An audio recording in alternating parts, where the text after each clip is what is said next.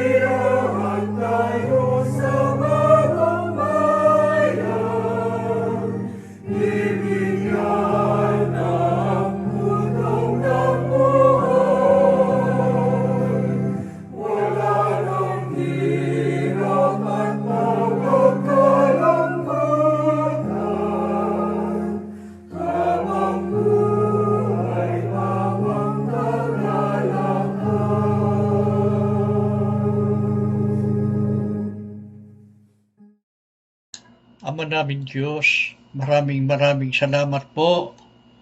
Narito kaming muli na magkakapatid. Maharap kami sa iyo. May buhay at may lakas. Nananatili ang liwanag ng pag-iisip.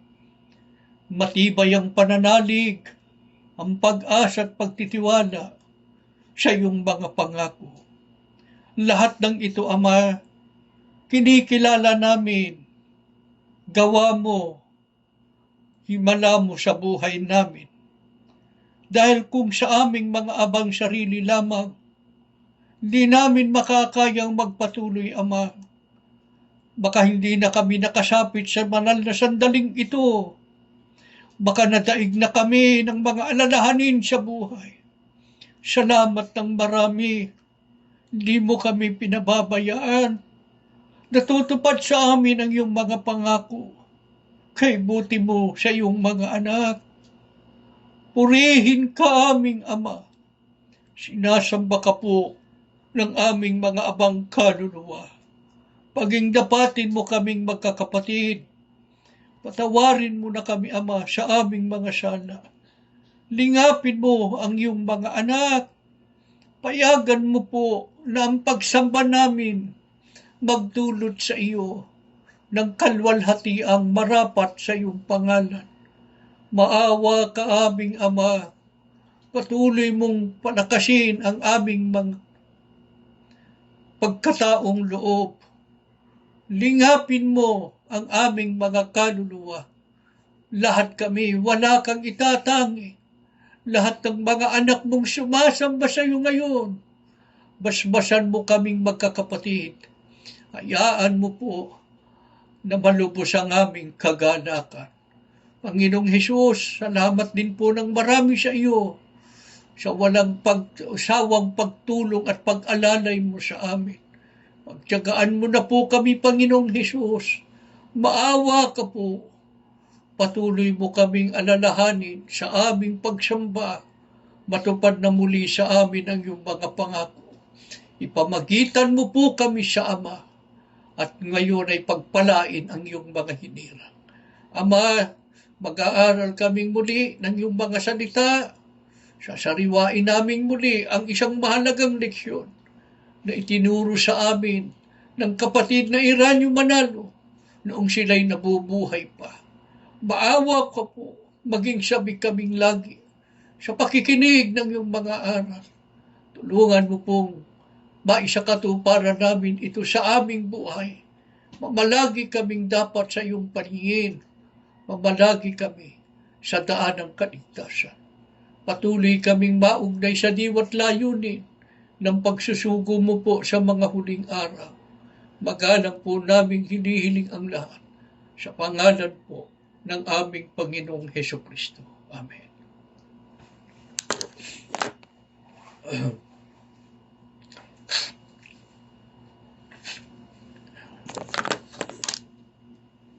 Mga mahal na kapatid,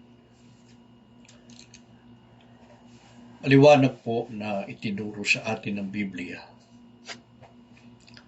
at atin namang sinampalatayanan na ang pinaghandugan ng Panginoong Hesukristo, ang kanyang buhay, ay ang kanyang iglesia o ang iglesia ni Kristo.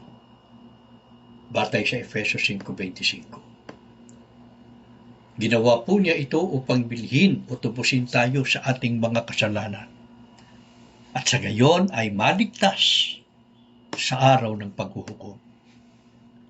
Kaya napakadakilang biyaya po ang ating tinamo nang tayo ay maging kaanib sa Iglesia ni Cristo. Ano ngayon ang hinihingi ng Panginoong Hesukristo sa atin? Kapalit ng buhay na kanyang ibinuwis para sa ating katubusan. Ano po ang dapat maunawaan ng mga nakipag-isa sa Panginoong Hesukristo sa Iglesia? Ang sabi po ng Biblia, ang nakikipag-isa sa Panginoon ay nakikipag-isa sa Kanya sa Espiritu. Ang pag-anib pala sa Iglesia ni Cristo, mga kapatid, ay hindi po katulad ng pag-anib sa anumang organisasyon, panlupa. Bakit? Sapagkat sa pag-anib sa alinmang organisasyon sa sanlibutan, nakikipag-isa ang tao sa mga kinikilalang leader. Sa kabilang dako, kanino nakikipag-isa ang mga kaanib sa Iglesia ni Cristo? Sabi ni Apostol Pablo, sila'y nakikipag-isa sa Kanya, kay Cristo, sa Espiritu. Paano magiging kaisa ng Panginoong Hesukristo sa Espiritu?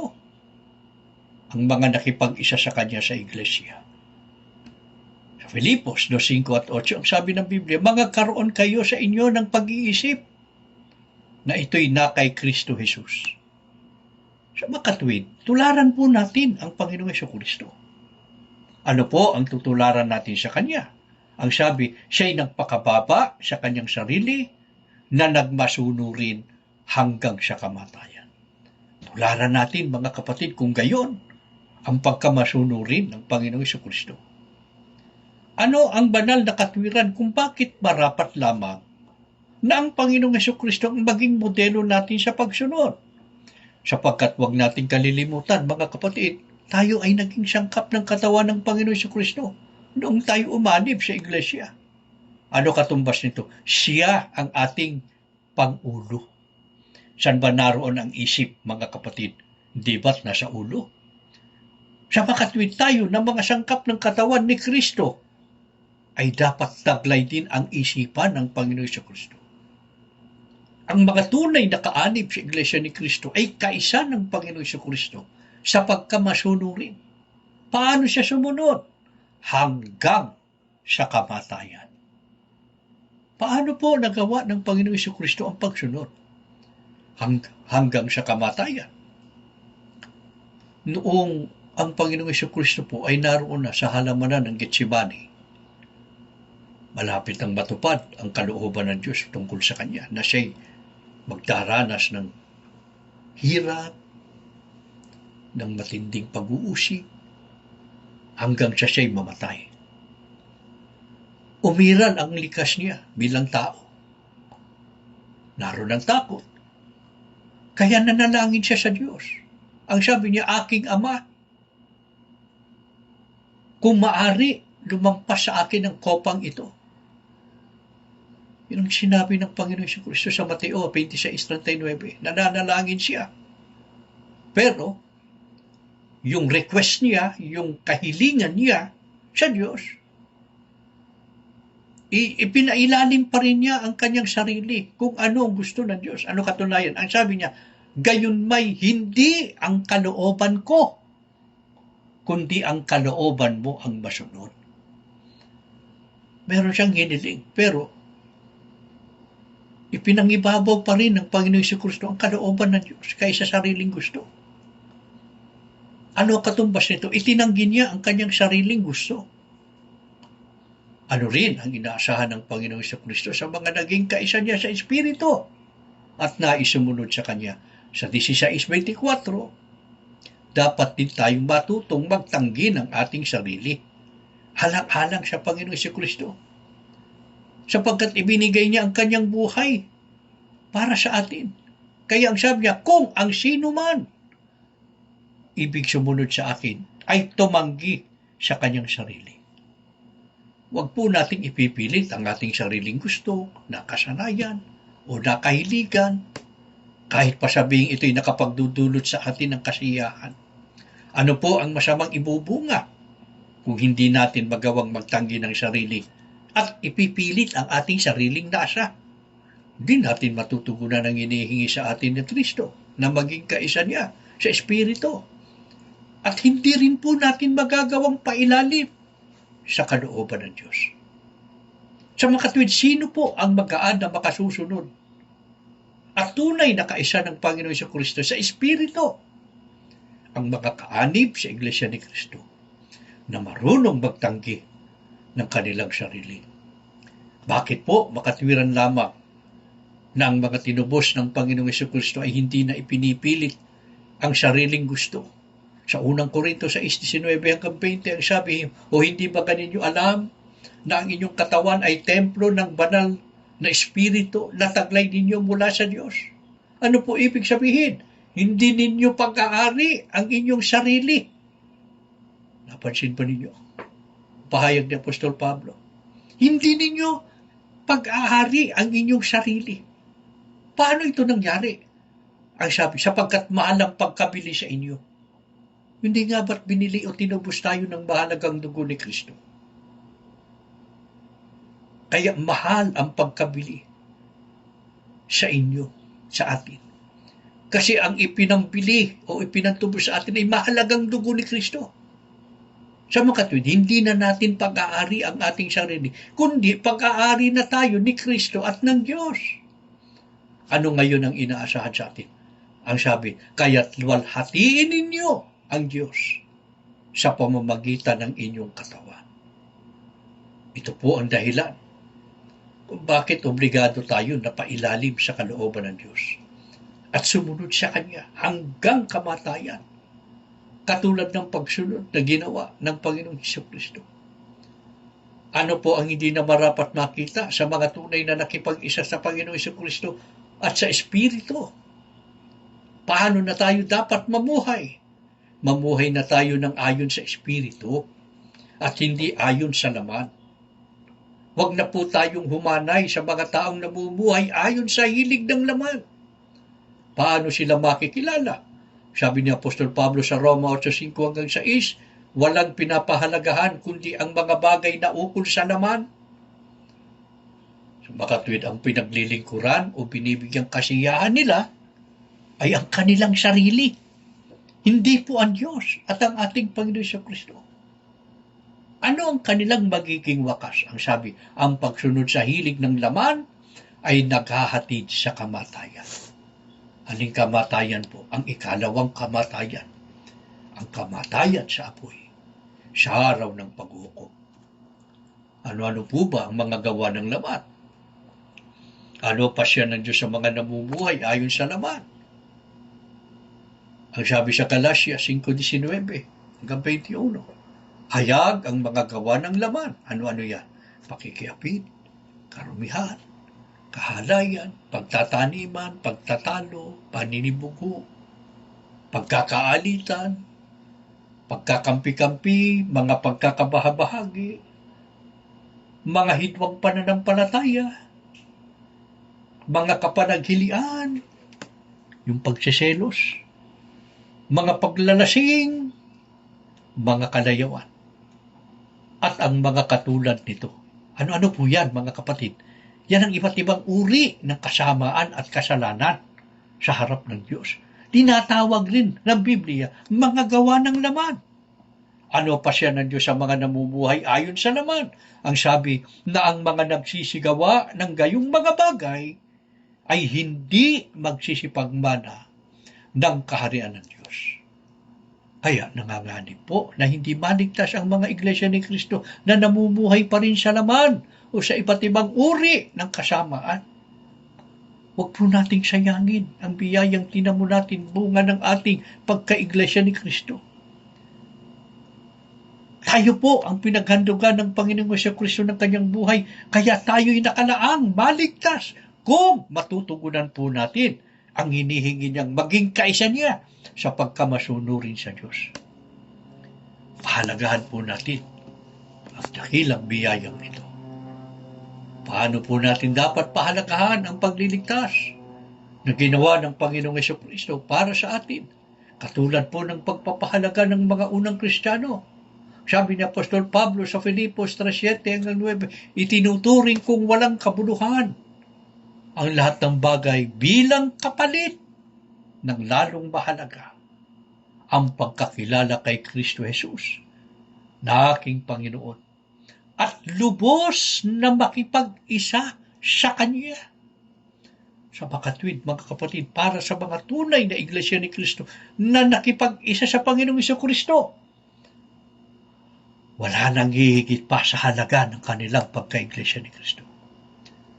Kahit pa ihambing sa pinakamahalagang bagay na itinuturing ng tao, sukdulang magtiis ng mga hirap at mga kapigatian, bunga ng matinding mga pagsubok at mga pag-uusig, ay hindi po nila isusuko ang pagsunod sa Diyos at sa Panginoong Jesucristo. Bakit? Ano ang maaasahan ng mga nagtitiis ng mga hirap sa mundong ito? Alang-alang sa pagsunod sa Panginoong Jesucristo, 2 Timoteo 2:11-12, ang sabi ng Biblia, kung tayo'y namatay na kasama ni Jesucristo, mabubuhay din tayong kasama niya. Kung tayo nagtitiis ng hirap sa mundong ito, maghahari din tayong kapiling niya. Sa makatwid, napakapalad ng mga tunay na Iglesia ni Kristo na kaisa ni Kristo sa pagsunod at sa pagtitiis. Ang ating mga pagtitiis ngayon, mga kapatid, ang maghahatid po sa atin sa kaharian ng Diyos, upang doon ay maghahari tayong kapiling ang Diyos at ang Panginoong Jesucristo. Naalala ko po ang sinabi noon ng kapatid na Eranio Manalo nung sila'y nabubuhay pa. Tayo po ay magiging hari din. Isipin nyo, magiging mga hari tayo. Pagka sinabing hari, ano yan, mga kapatid? Royal blood, di ba? Maghahari din tayo. Yun ang sabi ng KRD noon eh. Magiging hari tayo. Kailan? Doon. Sa piling ng Diyos at ni Kristo. Bakit? Itong talatang ito ang binanggit ng kapatid na Eranio Manalo. Maghahari tayong kapiling ang Diyos at ang Panginoong Jesucristo. Abutin man tayo ng kamatayan sa ating pagkikipagbaka sa mundong ito. Alang-alang sa pananampalataya. Makakasama naman tayo sa pagkabuhay na maguli para sa buhay na walang hanggan. Mga mahal na kapatid, madalas ninyong naririnig sa amin, hindi namin alam kung saan kayo naroon.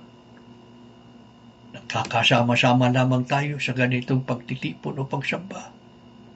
Minsan sa isang linggo, sa tulong ng teknolohiya. Di namin alam kung ano ang kalalagayan ninyo, kung ano ang kanyang mga nararanasan.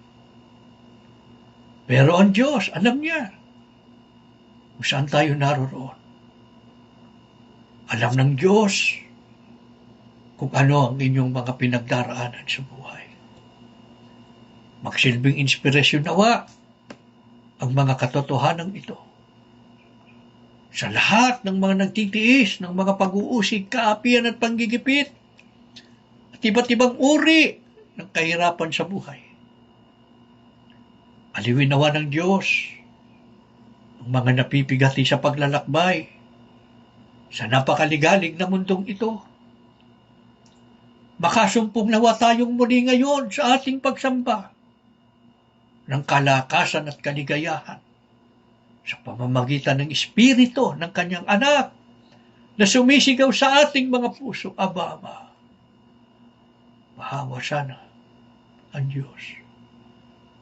Lahat tayo na humaharap sa Kanya ngayon, masmasa niya at pagpalain.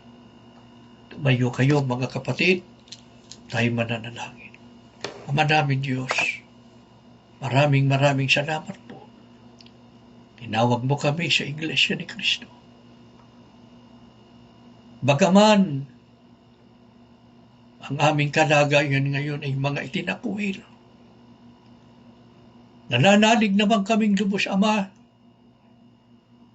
sa harap mo at sa harap ng iyong anak, hindi mo kami itinakwil. Sapagkat ang dahilan ng pagtatakwil sa amin ay ang paninindigan namin sa pagsunod sa iyo. Mas pinili namin sundin ka, Ama. Sukdulang kami ay magdanas ng matinding pag-uusig. Marami sa amin hanggang ngayon nakararanas ng panggigipit at ng mga kaapihan. Ngunit, Ama,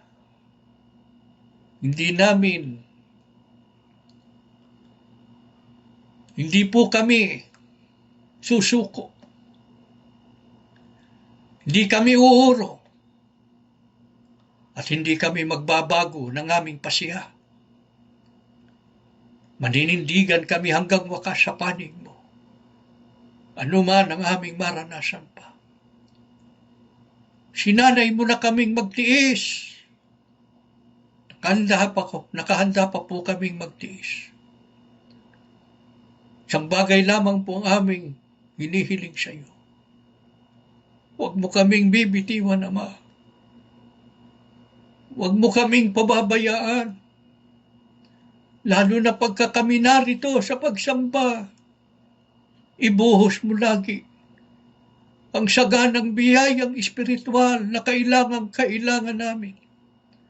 Saan man kami dako ng mundo naroroon, pero kasama sa mga sumasamba sa iyo ngayon, dalawin mo po ang aming mga tahanan. Palakasin mo kaming lahat, Ama. Haliwin mo ang mga nalulungkot. Lingapin mo ang mga walang kaya. Turuan mo ng mga bagay na dapat gawin ang mga naliligalig. Mga lingkod mong maraming suliranin. Pangunahan mo ang kanilang mga puso. Lahat kami muling makasumpong ng iyong habag. Kahabagan mo po kaming lahat, Ama, na magpatuloy kami sa paglilingkod sa iyo hanggang wakas. Manatili ang katapatan namin sa iyo. Sampalatayanan naming lubos. Ano man ang mga hirap na aming nararanasan ngayon. Ano man ang mga bagay na aming ipinagpakalugi, alang-alang sa paglilingkod at pagsunod sa iyo. Hindi naman kami totoong malulugi sapagkat walang katumbas, walang pwedeng ihambing sa kalwalhatian ng pangako mong matutupad sa amin pagdating ng takdang panahon. Sapagkat kami mag-aari sa piling mo at ng iyong anak doon sa bayang banal, sa iyong kaharian. Walang hanggang kaligayahan at kapayapaan ang aming tatamasahin. Tulungan mo kaming lahat doon namin ito ng aming paningin para wag kaming maigupo ng mga bagay sa mundong ito at ng mga nararanasan namin. Panginoong Hesus, ipamagitan kami sa Ama. Lalahanin mo ang mga may sakit. Pagalingin mo sila saan man sila dako naroroon. Haplusin mo ang kanilang karamdaman. Bigyan mo pa ng buhay at lakas. Maawa ka, Panginoon. Tulungan kaming lahat na magpatuloy sa aming mga paglilingkod. Ama, lubos ang aming pananalig. Narinig mo ang aming mga panalangin. Muli mong pinasbasan kaming magkakapatid. Kasama ang lahat ng aming mga kapatid na patuloy na nagdaranas ng matinding mga pag-uusig at kaapihan. Ang mga nagtatago, ang mga nasa kulungan, ang naiwang pamilya ng kapatid na Eranio Manalo. Bahala ka na po sa kanilang lahat. Huwag mo silang bibitiwan. Lagi mong ingatan at bantayan. Patuloy na ipagkaloob ang kanilang pangangailangan. Nananalig kaming lubos, Ama, na sa aming pagsamba ngayon, na pagkapagdulot kami sa iyo ng kalwalhatiang marapat sa iyong pangalan. At ang lakas na kaloob mo sa amin ngayon, patuloy naming gagamitin sa pakikipagbaka upang patuloy na maingatan namin ang pananampalataya. Magalang po naming hinihiling ang lahat sa pangalan po ng aming Panginoong Hesukristo.